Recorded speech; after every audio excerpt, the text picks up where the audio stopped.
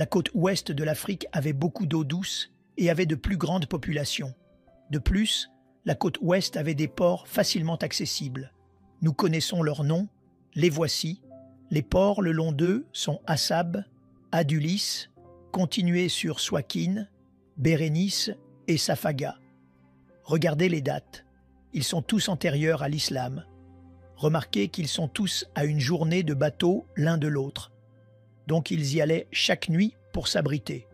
Ils existent depuis le IIIe siècle avant JC du côté de la mer Rouge. Je suis désolé. Du côté arabe de la mer Rouge, le seul port que nous connaissons s'appelle Yanbu, qui soutenait Yatrib.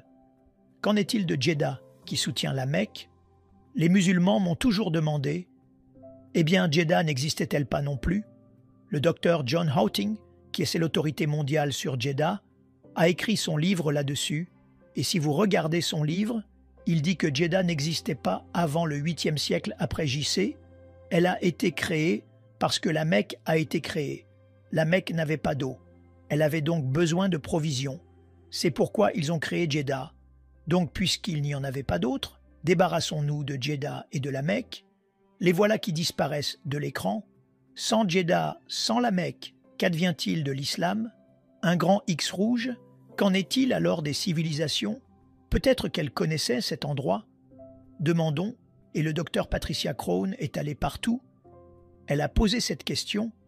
Si la Mecque était la plus ancienne ville de l'histoire de l'humanité, quelqu'un, quelque part, aurait dû en entendre parler, alors elle est allée et elle a regardé.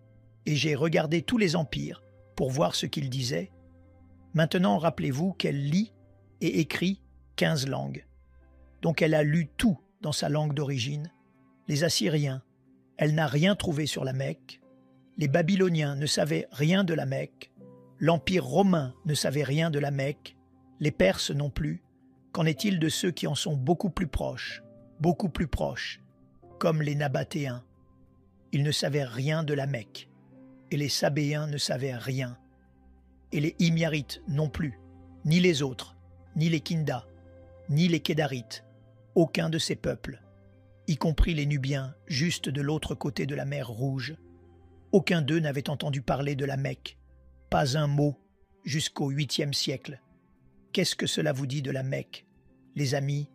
Si c'est le centre de l'histoire, si c'est la plus ancienne ville de l'histoire, c'est là qu'Abraham a vécu. Si tout le commerce maintenant nord, sud, est, ouest y passe, pourquoi personne n'en avait entendu parler? Eh bien, qu'en est-il des autres villes qui se trouvaient dans cette région? Demandons et voyons si elles y sont. Car il y a beaucoup de villes dans cette région ou de villages. Pas vraiment de villes.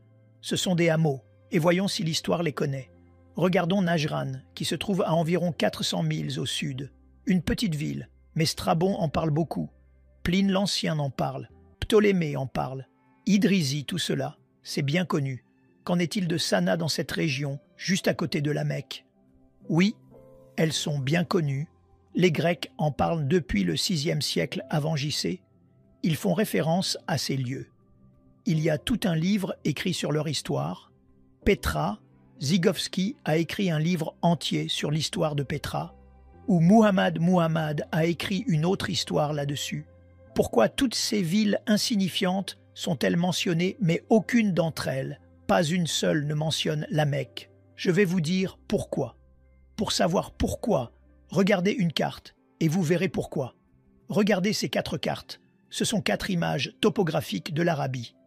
Que remarquez-vous sur la Mecque et Médine?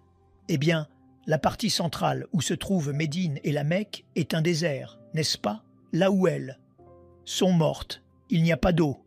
Là où il n'y a pas d'eau, il n'y a pas de nourriture. Là où il n'y a pas de nourriture, il n'y a pas de gens. Là où il n'y a pas de gens, il n'y a pas de ville. Là où il n'y a pas de ville, il n'y a pas de civilisation. Là où il n'y a pas de civilisation, il n'y a pas d'histoire. C'est aussi simple que cela. Combien de temps m'a-t-il fallu pour dire cela? 10 secondes, et vous pouvez faire de même. Il faut avoir de l'eau, les amis. S'il n'y a pas d'eau, il n'y a pas d'histoire. C'est pourquoi elle était appelée Patria Deserta par les Romains. Cela a toujours été un désert. C'est pourquoi aucun des prophètes n'aurait pu y venir. Personne n'en a jamais entendu parler.